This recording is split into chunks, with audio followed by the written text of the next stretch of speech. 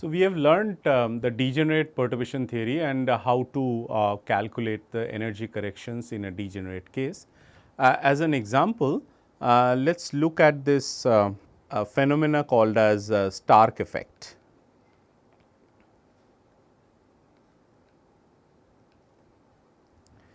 So, Stark effect is application of electric field, a constant electric field for a hydrogen atom. So, let us have a hydrogen atom which is the simplest atom which has a proton at the center and an electron which is revolving around the nucleus which contains the proton. And so, this is exerted upon, or rather this is in presence of an electric field, we will call it E. Make no mistake that this is not energy, but it is the electric field. So, we will write it here. So, electric field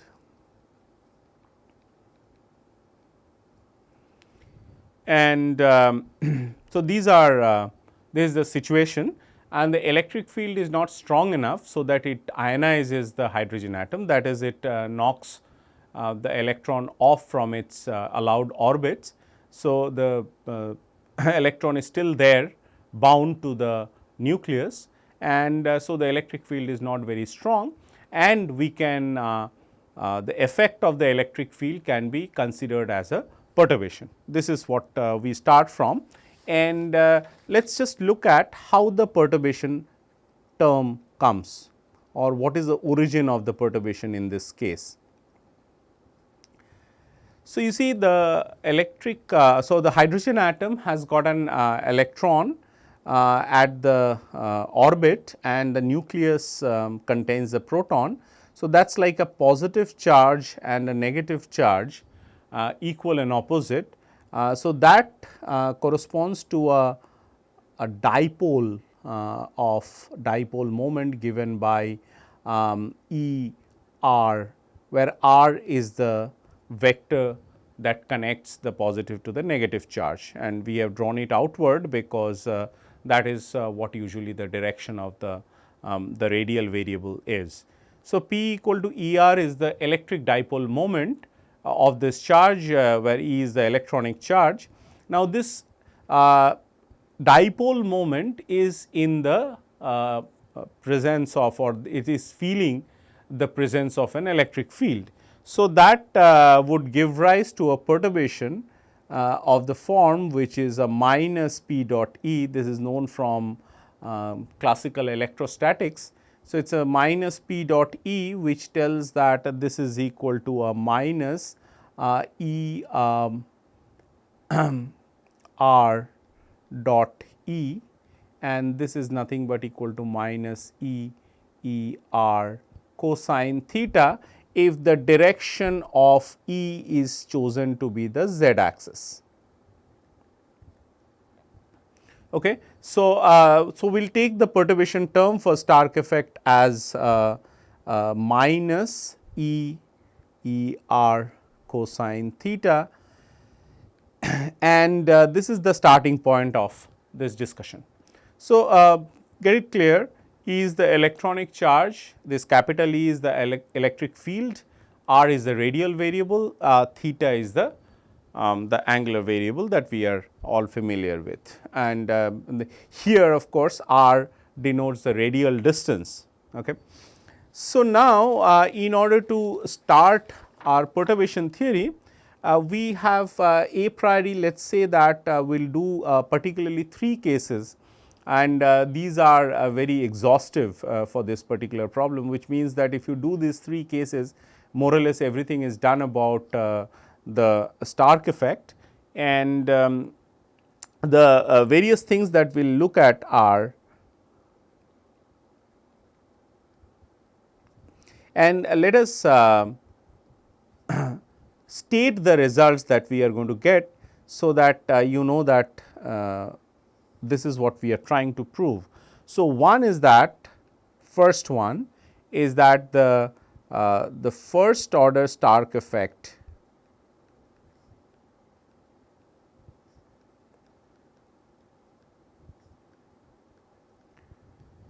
for the ground state of hydrogen atom,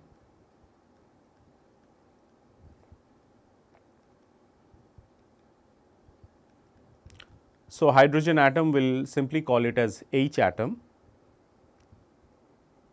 is 0, which means that at the first order of perturbation theory, if we apply it to the ground state of the hydrogen atom, we'll in a brief we will say what is the ground state and what are the first excited states and so on. So, the first order Stark effect for the ground state is not going to give any correction. The second order Stark effect for the ground state is non-zero.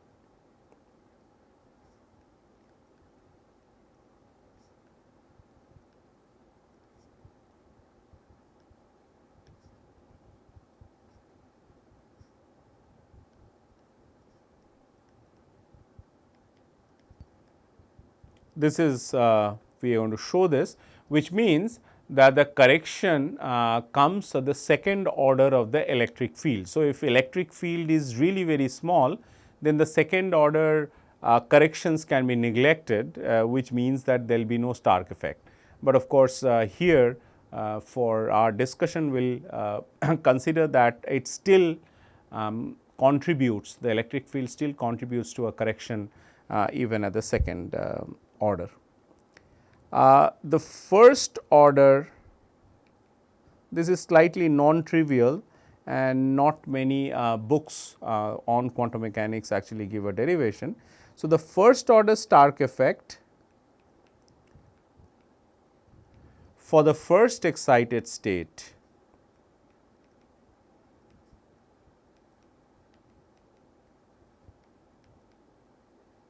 is non-zero. So, we are not no longer talking about the ground state, we are talking about how the electric field induces a correction to the energy for the first excited state. So, these are the results that we are going to show eventually, but before that let us do a so let us do these corrections or rather little discussion on the hydrogen atom wave function. So, for a hydrogen atom, the energy is given by this E is energy. So, let me write it a little differently, so that you are not confused with the electric field. So, we will write it at a curly E. So, this is equal to minus 13.6 divided by n square in electron volt. So, a electron volt is actually a large amount of energy. It corresponds to a temperature. If you apply the equipartition theorem, 1 electron volt is nearly equal to 12,000 Kelvin, which is a very large energy.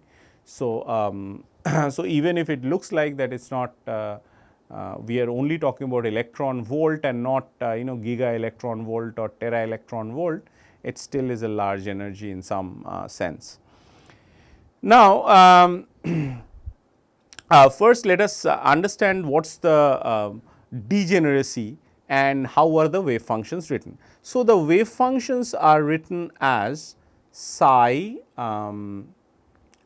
n l m, just to have a correlation with this L, we will write the ml as a magnetic quantum number, which corresponds to L, as there could be a J or a S. So, it could be a SMS or a JMJ, which we have seen earlier. So, just to distinguish that, it is we will write it as n psi n l m l, which are so this is a function of the vector r, which depends on a radial variable which is r n l of r and a y l m of theta phi. If you are not familiar with this, please look at any quantum mechanics book that solves hydrogen atom. Every book on quantum mechanics will solve hydrogen atom, and these are the wave functions for these quantum numbers n, l and m l. So, these are good quantum numbers for the problem. and RNL is a radial variable which are related to the log-ware polynomials, and YLM. So, RNL are related to this LNLR, which are called as the log-ware polynomials.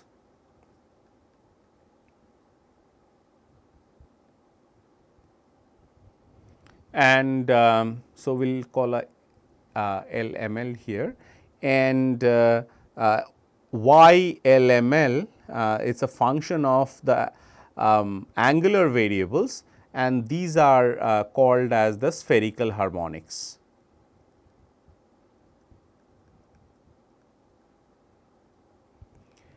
In fact, to familiarize yourself, you should look at the properties of all these things and their in some sense their orthogonality relations, because these are needed for the orthonormalization condition of the wave function.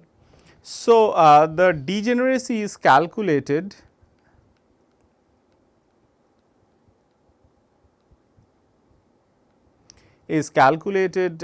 see, n can take any values between 1 to infinity, but in principle n takes values which are relevant for us is 1, 2, 3 etc. Okay. Anything larger than 3 or 4 will have really not any I mean it is not relevant to the context of the discussion. So, we will talk about n's which are just integers which are 1, 2, 3, 4 and so on, and this L takes values. So, n takes values 1, 2, 3, L takes values from 0 to n minus 1.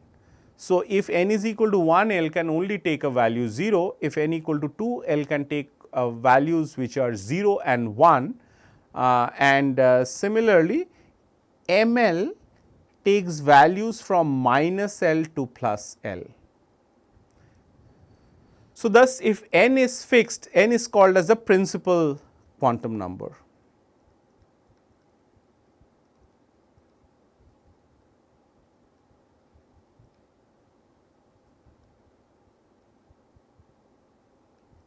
This L is called as the orbital quantum number.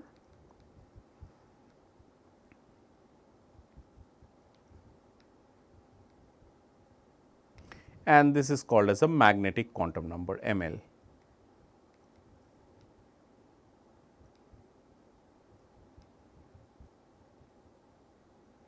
Okay. So,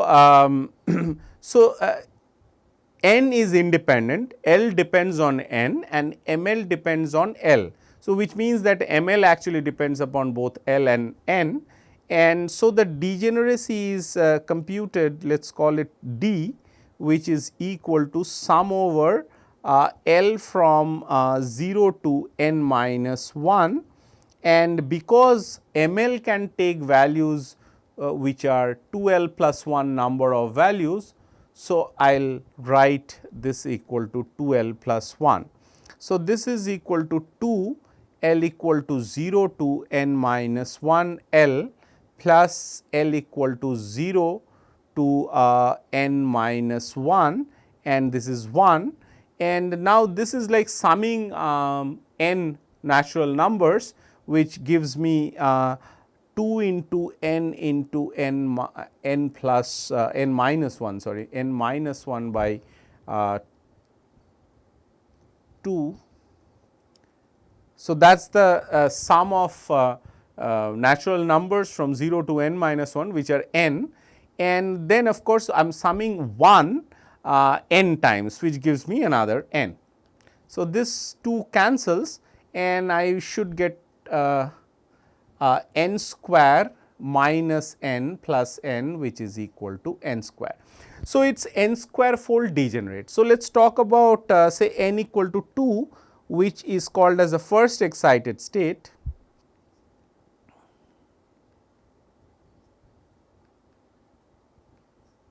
And n equal to 2 is 4-fold degenerate.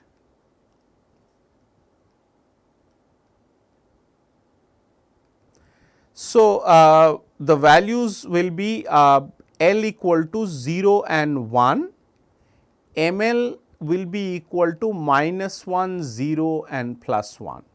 So, we will have 4 states because it is n square fold degenerate. So, n equal to 2 will have 4 states. They are 2, 0, 0, that is, so these are NL, ML, and then 2, 1, 0, and then there is a 2, 1, -1, and then there is a 2, 1, 1. So, these are the 4 states. So, this is called as a S state,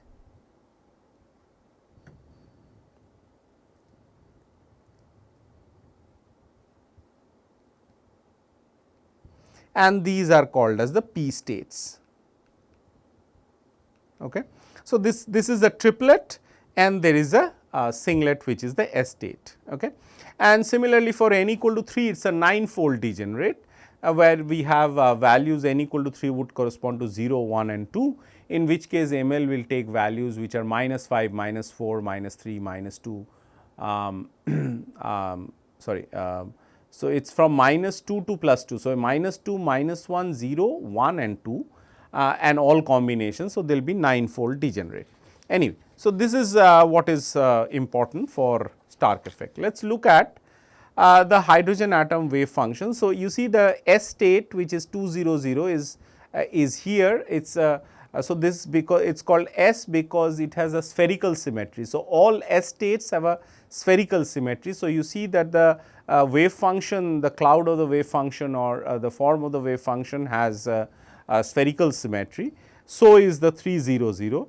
Now, you see the 210, that is one of the P states, has a dumbbell shape. So, there is there are two sort of parts of the dumbbell or the balls of the dumbbell that are there, and similarly for the 310 and 311, the 211 is also a dumbbell, but it is a sidewise dumbbell, and similarly there will be a 21 -1 which is also it could be there somewhere, but if it is not there it does not matter. I mean that is the same, but it just comes with a different phase factor, which is what we are going to show you in a while. So, let us look at with if we want to do this perturbation theory now for the Stark effect. So, let us return to Stark effect.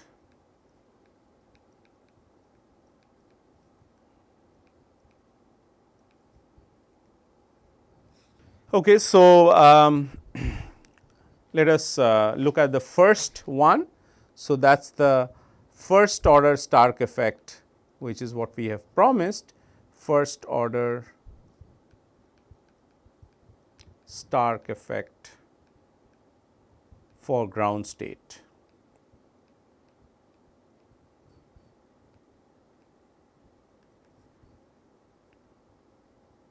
Okay. And so, we are talking about n equal to 1, which is a ground state. So, it is L equal to 0. So, it is a spherically symmetric state. So, it is ML is also equal to 0. So, let us write that as well. So, if L equal to 0, ML can't be anything other than 0. So, we have a state which is psi 1 0 0 as function of r. It is like r 1 0 r and a y 0 0 theta phi. Y 0 0 theta phi is actually a constant, and we will tell you what. So, it is simply just a number which is something like 1 by root over 4 pi etcetera. And so, r 1 0 actually has a form which is 2 1 by a naught whole to the power 3 by 2 exponential r by a naught, where a naught is called as the Bohr radius, which has a certain value which is of the order of angstrom. So, what is the first order correction due to this perturbation? So, we will talk about E n, that is equal to 1, and of course, we are talking about n equal to 1. So, we could put n equal to 1 as well, because you are talking about the ground state, and this correction is given by psi n 0, which is the the unperturbed the grounds unperturbed ground state. So, we will write it like this, and then the H prime, and then again N L M L 0, and as we have just seen that this is nothing but psi 1 0 0 0 and a minus E E R cosine theta and a psi 1 0 0 0 0. This 0 in the superscript denotes the unperturbed wave function. All right. So, this has to be evaluated, and this is quite easy to evaluate. You can in fact without evaluating. So, this is let us just still write down the functions, or rather the integral. The integral is r 1 0 r square and r, and this is equal. So, r is coming from this, r is coming from there, and we now have a volume integral which gives me a r square dr. So, that gives me a r cube dr and from 0 to infinity. So, that is the radial integral. We do not really need to evaluate it for the given reason that now the what is the angular or the theta integral. So, in the volume, so let us just write down the volume just for your reference once and for all. It is r square dr sin theta d theta and a d phi. Okay. So, we have a sin theta d theta coming from the volume integral, but there is also a cosine theta. Okay. And all these minus E, all those things will be there. We are simply and also all these other things which are coming along with r 1 0 would have to be written down, but we are not at this moment writing it down. The theta integral, remember, it is from 0 to pi, and there is also a d phi. Since the integrand does not depend upon phi, we can simply write a d phi from 0 to pi. Now, you see this thing can be written as cos theta d theta can be written as a d of or rather sin theta d theta. Let us just reverse the order in this particular case. So, that so it is a cos theta and then it is a sin theta d theta. So, sin theta d theta can be written as d of cosine theta, and now along with this this integral goes from minus 1 to plus 1 instead of 0 to pi. So, now my variable is not theta, but the variable is cosine theta, which can be taken as x. So, x dx is the integral which from minus 1 to plus 1 will give me 0. So, I really do not need to evaluate all this radial integral or the phi integral which is called the azimuthal integral. The theta integral gives me 0. So, that is the E 1, which is the for the ground state, the first order correction is equal to 0. So, no correction in energy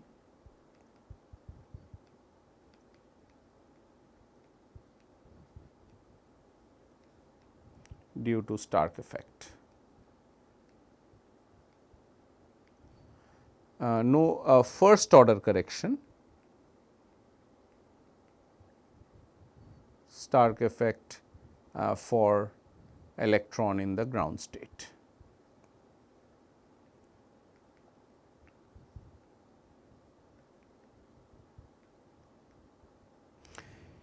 And if you are interested in knowing the physical reason for that, let us go back to this picture. So, this is that it is of course 2 0 0, but the 1 0 0 will also look something similar to this. It has a spherical symmetry. So, the electric field which is acting on the z direction will not because of this symmetric structure will not give any correction, will not be able to yield any correction to the energy. So, this is the first one. Let us do the second one, which is a little elaborate, but it is quite instructive. So, 2 is second order or we will do the 3 first, that is the first order Stark effect to the first excited state, which is slightly smaller, and then of course we will do it or let us just do it the second order Stark effect. So, let us just do this one as well, the first to begin with, or better option is to do the first order and then we will come back to this. So, we will do the okay. So, let us just do this the third one and we will come back to the second one. So, the first order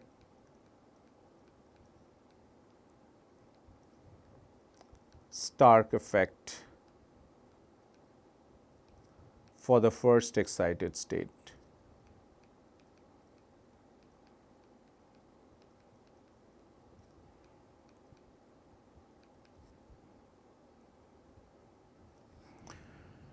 All right. So, so we have n equal to 2, that is the first excited state. So, n equal to 2 will have L equal to 0 and L equal to 1. L equal to 0 will have ML equal to 0 and L equal to 1 will have ML equal to 1 or rather minus 1, 0 and plus 1. So, these are the values that one would take. So, this becomes a degenerate state because n equal to 2 will have a 4-fold degeneracy. So, now, so n equal to 2 has, so this is one state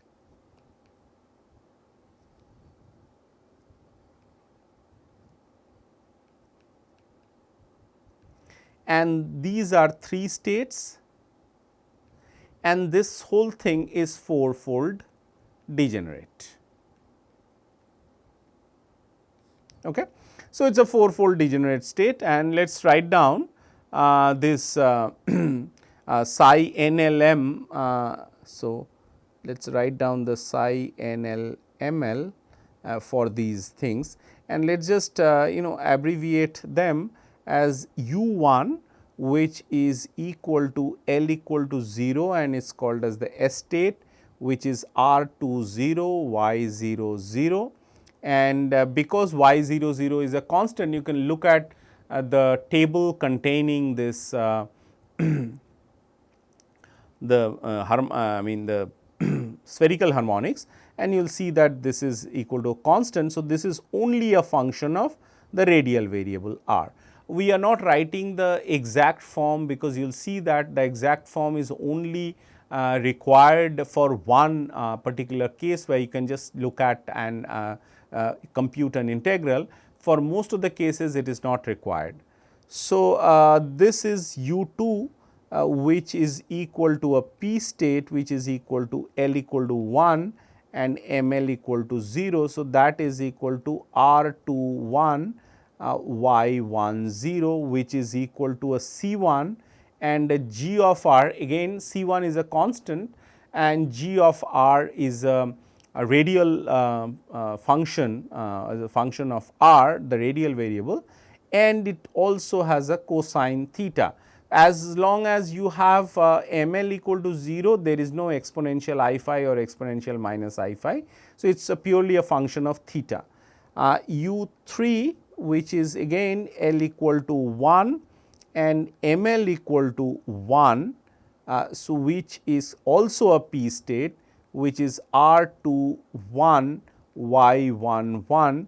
Now, this is going to give me a sine theta and exponential I phi, and similarly a U4 which is again a p state which is equal to L equal to 1, ML equal to minus 1, which is R2 1 Y1 minus 1, which is again another constant, and the radial variable remains same because it is only changing that azimuthal or the magnetic quantum number. So, this is going to be again sine theta and you will have a exponential minus I phi.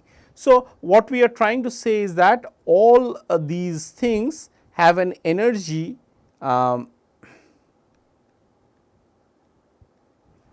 which is equal to E n equal to minus 13.6 divided by 4 electron volt, which is minus 3.4 electron volt.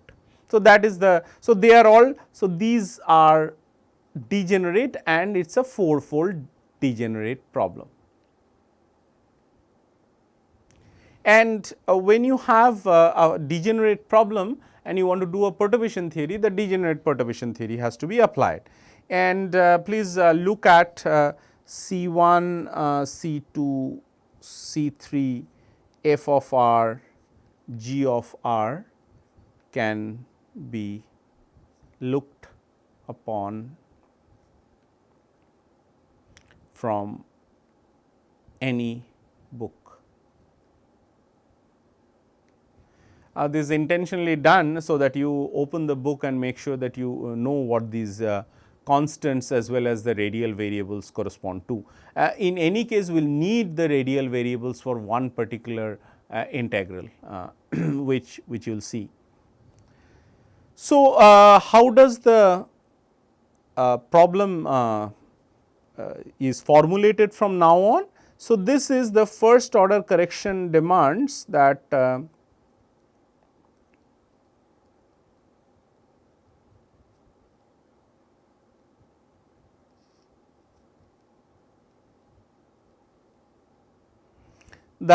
we have this secular equation, this and minus h that equal to 0. So, basically the determinant is equal to 0, or we can write n m if you want, and so n here is equal to 2 of course, and these are the matrix elements. So, we will continue writing it as E n 1 is the first order correction and corresponding to n equal to 2. So, make sure that it is n equal to 2. So, then we can write this as a 4 by 4 problem as E n 1 minus h prime 1 1, h prime 1 1. I will just give you one example. So, this is equal to u 1 h prime u 1. Okay. So, your u 1 is given, you have to calculate the matrix elements of the perturbation term u 1 within this u 1 of h prime within this u 1 states, and h 1 2 prime, h 1 3 prime, h 1 4 prime and so on. So, h I j prime is nothing but equal to u I h prime u j, where u I and u j are one of those u 1 to u 4. All right. So, this is equal to h prime 2 1. Of course, for a Hermitian Hamiltonian h 1 2 prime and h 2 1 prime are same. We are just writing it notationally differently. H 2 2 prime, just putting it in bracket, h 2 3 prime, h 2 4 prime, h 3 1 prime. Again h 1 3 prime and h 3 1 prime are same, h 3 2 prime, E n 1 minus h 3 3 prime and h 3 4 prime, and h 4 1 prime, again that is equal to h 1 4 prime, and it is h 4 2 prime, and it is h 4 3 prime, and this is equal to E n 1 minus h 4 4 prime, and the determinant of that equal to 0 will give me 4 values of E n 1 by solving the solving this equation, which is the determinant equal to 0, will give non-trivial solutions for 4 different E n 1s, which could be 0, which means that there is still no removal of degeneracy. So, there are at this moment we have 4 degenerate energy levels, all having value minus 3.4 electron volt. They are being applied upon by an electric field, a uniform electric field applied in the z direction, and we are trying to calculate that how the levels respond to it, how the levels react to it. whether there are shifts, whether there are splits of these, and that is the basic goal of perturbation theory.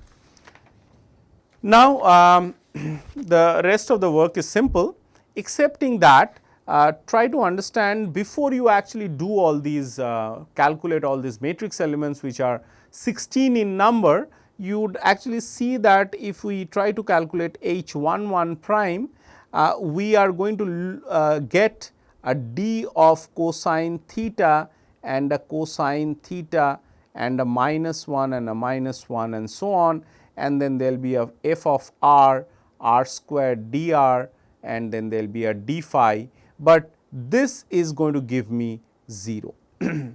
So, because there is no theta here, the theta term will going to give me 0. What happens to H 22 prime?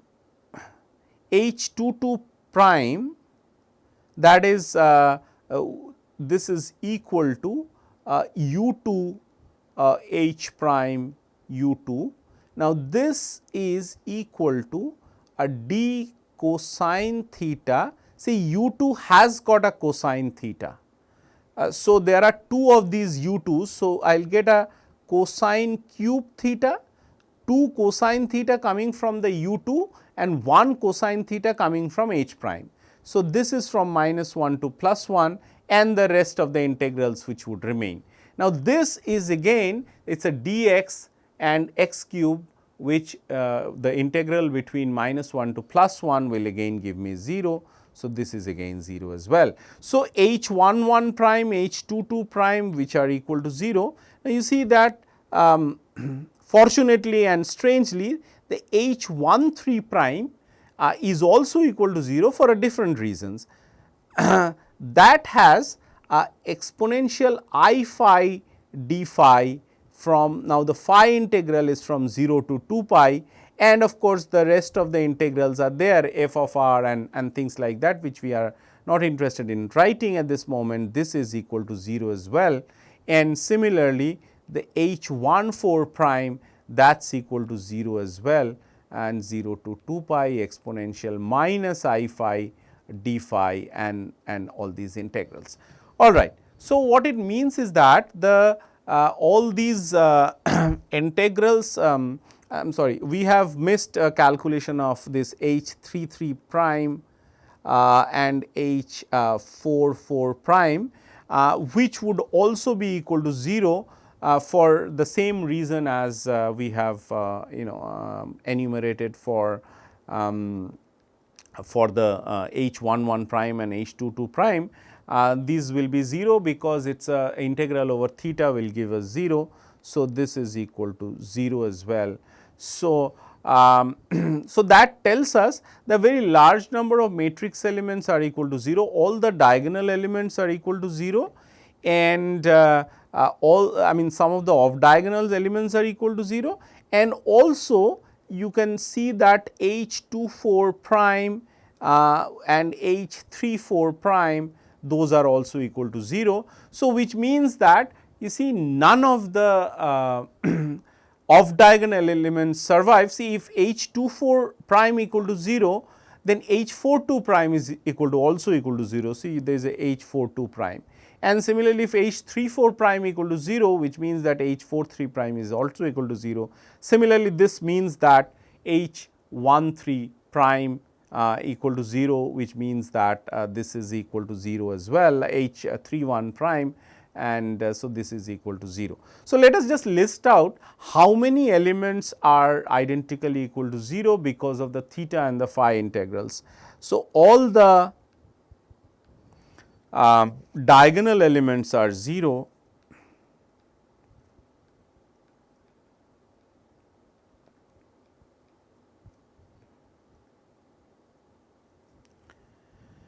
all of diagonal elements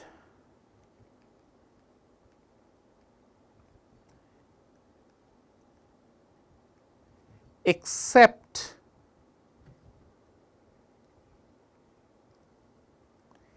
H12 prime or H21 prime, which is not 0, so this is except ordinate or and which means and. So, these two are not equal to 0, the rest of them are all equal to 0. So, that is a tremendous simplification that we have achieved in this particular case. So, we will have this thing written as E n 1 H 1 2 prime which is non-zero and a 0 0. This is H 2 1 prime, but which is equal to H 1 2 prime. So, we will simply write it as H 1 2 prime 0 0. Then it is 0 0 E n 1 E n 1 0 and then 0 0 0 E n 1. Now, this is equal to 0. Now, you see that determinant of this kind can actually be broken down into, because of these off diagonal elements becoming 0, you have two blocks which are completely decoupled from each other. So, you can simply work with these two blocks, and very easy to see that there is no energy correction coming from the lower block, the lower right block, which means that the E n 1 is identically equal to 0. Only thing that is non-zero is coming from the E n 1, and for that we have to calculate H 1 2 prime. This is one exercise that I leave it to you, but I will give you the answer. So, it is a H 1 2 prime which is same as H 2 1 prime, which is equal to minus 3 E E A 0, let us call it as alpha say. Okay. So, then E n 1 is one of them is minus 3 E E A 0 and E n 2 1 is plus 3 E E A 0. So, which means that these 4 levels, let us draw it with a different color. So, there are these almost the same color, let us just take another color. So, this 4 levels which were earlier degenerate, now 2 of them continue to be degenerate. Okay. One of them shifts up, the other shifts down by an amount which is 3 E A 0, and clearly this is a first order result, and because it is first order in E, and the other these things are, they continue to be equal to 0. Let us just write that as well. So, E n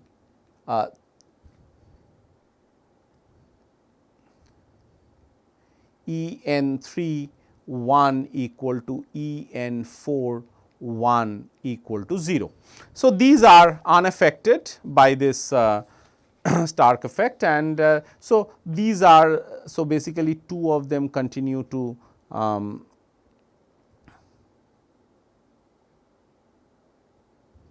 so these 2 are there, and only so it is a partial removal of degeneracy. So, let us write it partial removal of degeneracy.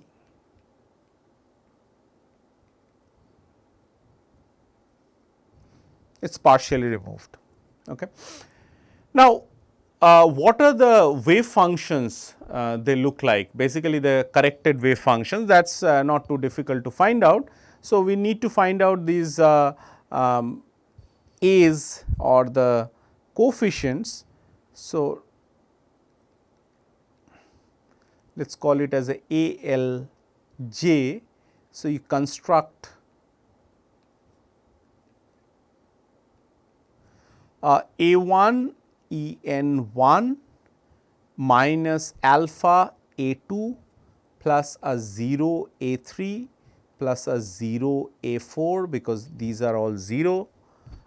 So, this is minus alpha A1 plus A2 E n 2, I mean En1, basically these are two values, 0 A3 plus a 0 A4, this is equal to 0, this is equal to 0, then it is 0 A1, 0 A2, 0 A3, or it is not 0 A3, but it is En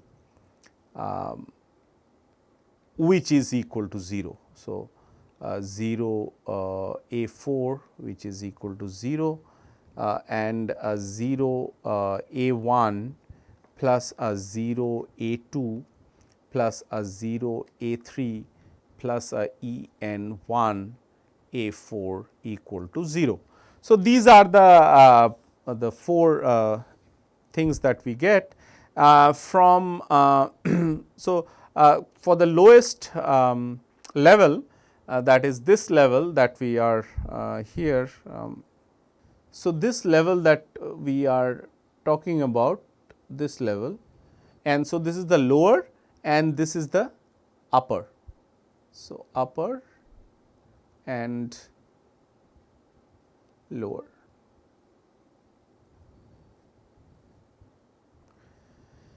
So, for the lower level,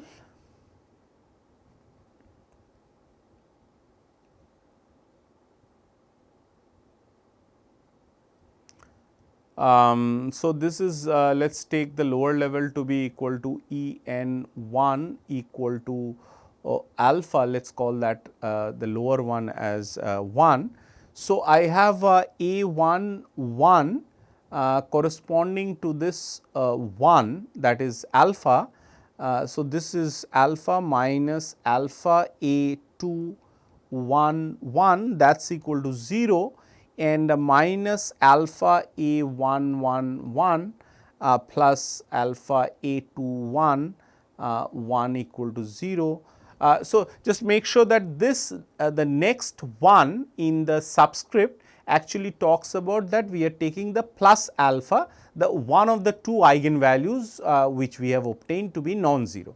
So, that one corresponds to that. If we take a minus alpha, this will be 2. Now, this gives that A1 1 equal to A2 1, and you can also show that. So, this gives the psi n 1, this is equal to A1 U1 plus A2 1 U2, and because they are same. So, this is equal to A1 1 and a U1 plus U2, and this is equal to 1 by root 2 U1 plus U2. Okay. So, the just once again to remind you, let me just complete the calculation for this other one. The other one you can just simply show that this psi n, this is corresponding to the first one, this is corresponding to the second one, let us just write 1 here, and so this is equal to so 1 by root 2 U1 minus U2. So, so that is the, so these are the two wave functions. Once again, let me just draw that same diagram. So, this was initially 4-fold degenerate, then what happens is that it continues to be 2-fold degenerate. This one corresponds to 1 by root 2 U1 minus U2, U1 and U2 were written earlier. So, this is 1 by root 2 U1 plus U2, and this continue to be U3 and U4. So, this is that partial removal of degeneracy. So, so this one the S state, because U1 is the S state is added to the P state,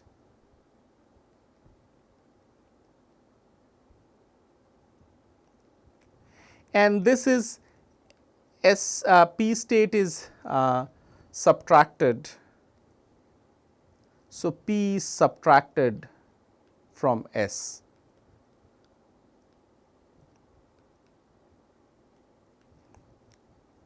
So, let us box this statements.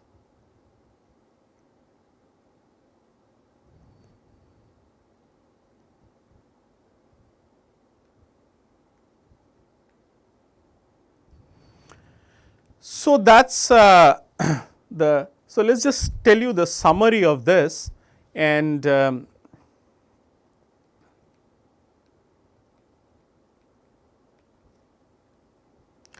so in the purely S wave,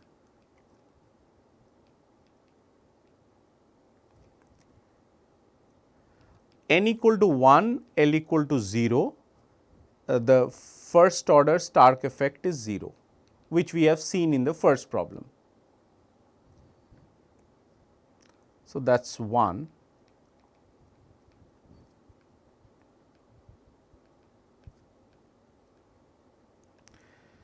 The second one says that in the purely P wave,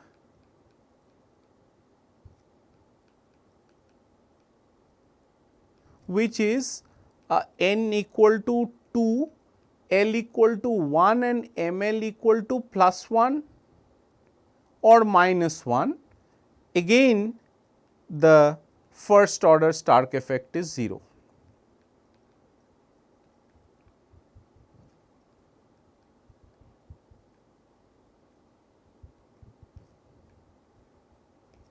Okay. You saw that this U3 and U4 are unchanged, there is no energy correction to that. So, these corresponds to the purely P states. So, the only correction occurs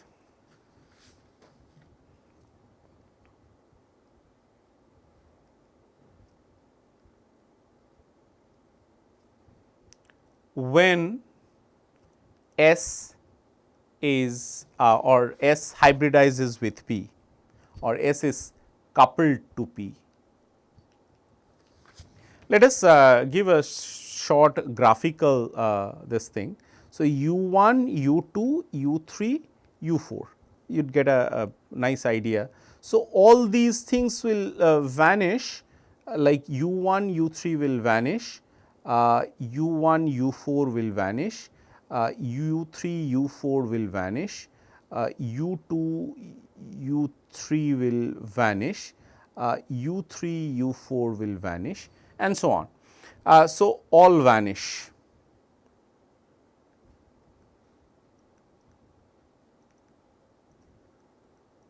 So, the only thing that is non-zero is this one. So,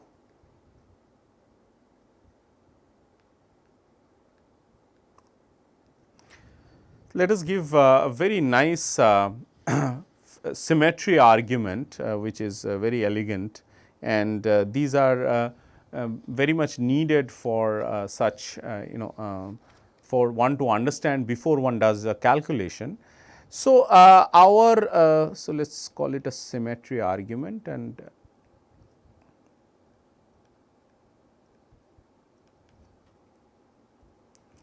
so H prime, it goes like cos theta, we have seen the theta variation is cos theta.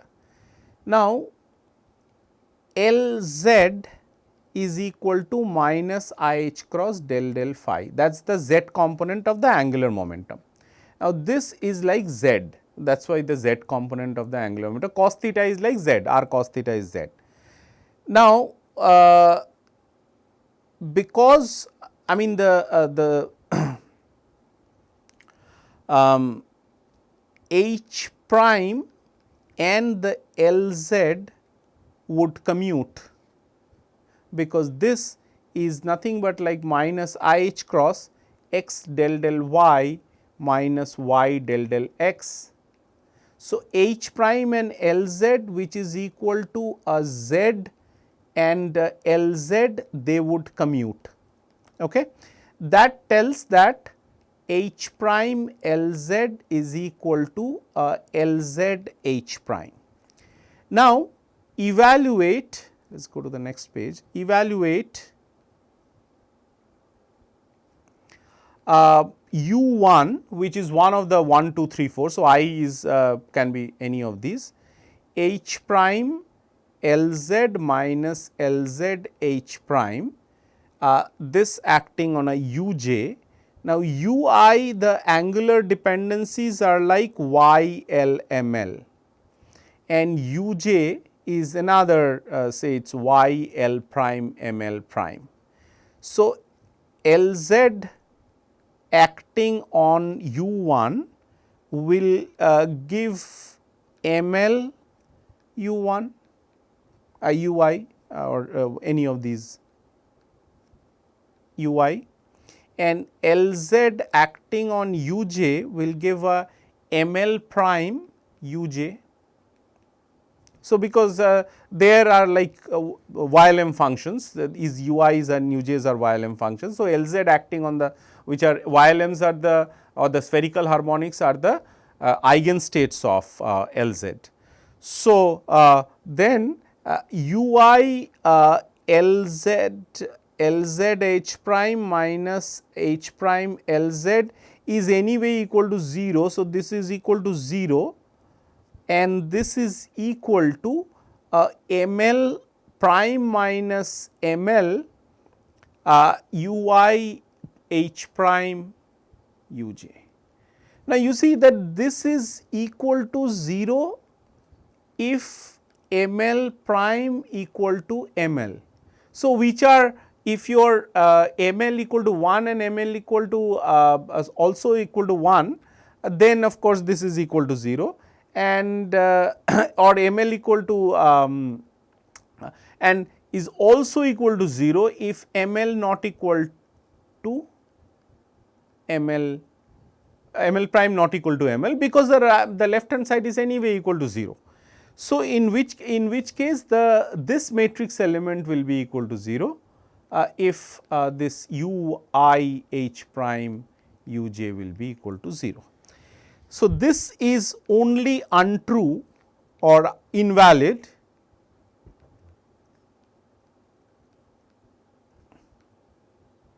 when ml equal to ml prime equal to 0, and that is why there is a non-zero correction between the S and P states, but remember those S and P states both of them correspond to L equal to ml equal to 0. So, one is L equal to 0, ml equal to 0, the other is L equal to 1 and ml equal to 0. That is the only non-zero correction that one obtains here. So, this is the so we get a first order correction to the first excited state.